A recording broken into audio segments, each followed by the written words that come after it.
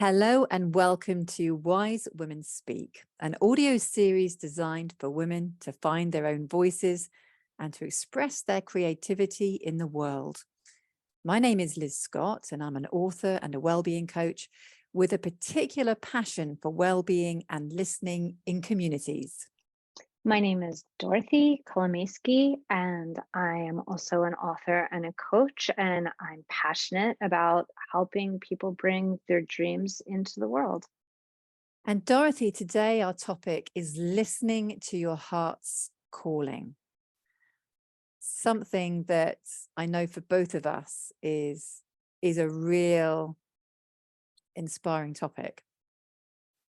This is one of my favorite topics, and I have to say, one of the best things about it is that it's something you can just keep going deeper and deeper into. It's not like a one and done type thing. And I was wondering for you, Liz, how do you know when you're listening to yourself?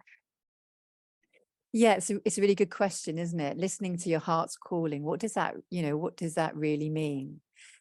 And I suppose for me, there's something about listening to a deeper feeling, and really tuning into that deeper feeling. Maybe another way of putting it is I'm listening to something that can often seem quite quiet actually, but it's kind of persistent.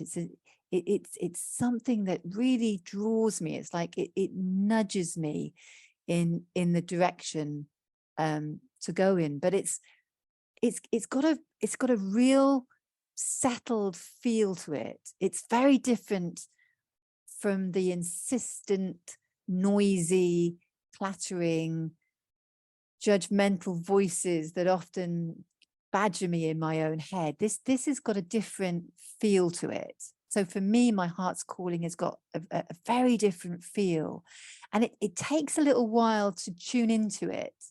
It's not Mm, it's not the loudest voice going on in my head, and I guess just recently I was with my saxophone teacher, and we were listening to a backing track, and on this backing track the percussionist was playing the cymbal, and there was a bass player and the pianist and all these other musicians playing as well, and I just couldn't hear the cymbal being played.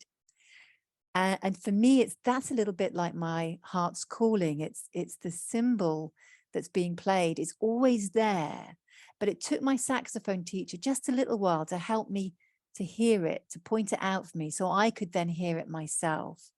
So it's not mm, necessarily the noisiest voice in my head, but when I hear it, I know it. Does that make mm. sense, Dorothy? Well, I think it makes perfect sense to me. And I think that it's often called, have you ever heard the expression, the still small voice? Oh, yes. Nice one. Right. Mm. Right. So I think maybe that's why it's called the still small voice. And still, I like the word still there because for me, Liz, a lot of times when I'm not listening to myself and I'm not following what's important to me and what my heart is calling me towards, it's because there's so much other noise. There's so much else going on. There's so many things calling my attention. There's so much, I don't know what to call it, even static, even the way we have our phones are constantly interacting with us. There's, we have a lot of demands in our modern lives. So I know for me, a lot of times it helps to put in my schedule time to meditate. I mean, for me, I meditate every morning, but in addition to that, just time to be still, time to be in nature, time to walk, time to turn the devices off, time to just listen. Mm. I love that real sense of listening, and it's listening beyond all that noisiness busyness that we have in our lives. It's really listening to, I guess, our real passion. Does Mm. that make sense to you? That creative Well, passion that's wanting yeah, to be expressed. it does. And the irony is that I think sometimes when we can slow down enough to listen to ourselves and follow the heart line of our soul's greatest interests, it can actually become very natural to us, and doors will open for us, and we find that we're effortlessly impacting and contributing to the lives of others. And often it's like this double-sided coin, pausing and taking care of ourselves, listening to ourselves, following our passion, just following the thread of that, which is something I want to come back to and talk about. Following that little thread can actually lead to us being of the greatest service, because I know a lot of women, I would say most of the women that I know, are focused on being of service, focused on giving of themselves and contributing and helping to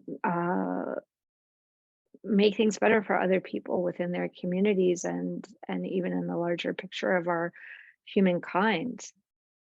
So Yeah. so in a way, there's maybe a nagging voice in our heads to be of service, to help others, and by constantly or feeling that that's the voice we need to listen to, we don't take that time and space to listen. Was it that quiet still voice? Is that what you said earlier on? I love Well, that. well, it is, yeah. And I think sometimes even we're afraid of what we're passionate about.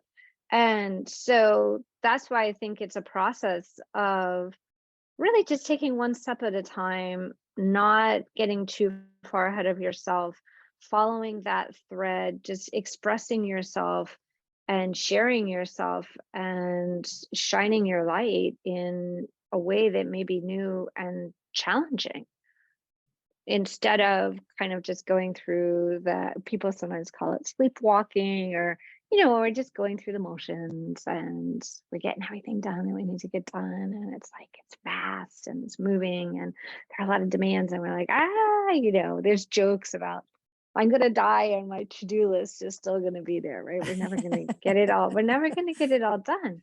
Yeah. But I think sometimes it's just that one tiny step at a time. How is it for you? I love that. And I think what also I think is really coming up for me here is that there's often a sense that we need to complete our to-do list before Mm, we have time to follow that that's thread right. of passion. And we're saying, oh, no, it's exactly the opposite.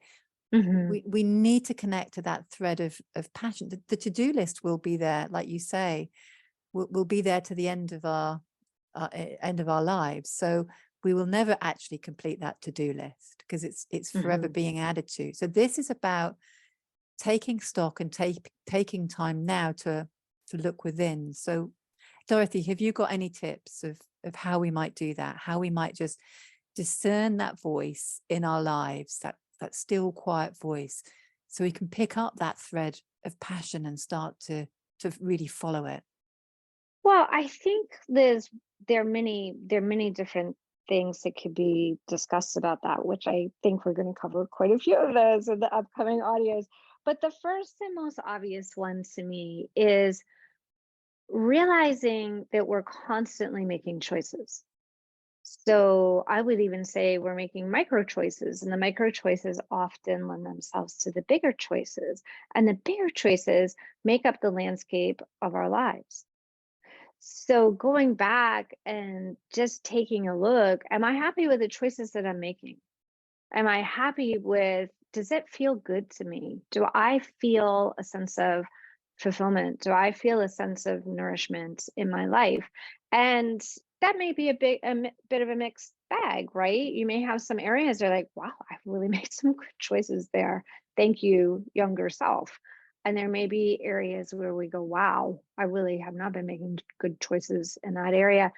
And looking at that and asking yourself, in this moment now, what choices do I want to make that are going to lead me towards listening to myself, feeling connected to myself, sitting with the sage within me to guide my life to the highest path, to its highest potential and its highest creative expression. Because every single person on this planet is here for a purpose and has, no matter what they're interested in or attracted to, passionate about. I believe that each and every person here has an incredible gift, an incredible gift. And it's actually we're almost like, I hate to use the word, but we're almost like responsible to use that gift while we're here and to use our time. And I think it all comes down to realizing what choices we're making. And that's an easy, maybe not easy, but that's something we can be very conscious of, right, Liz? And we can turn the wheel if we don't like the direction that we're going. Well, I think that may be something for us to pick up next time, where we really reflect and discover what a real yes feels like in our lives. If we turn up and say yes in our lives, what does that feel like?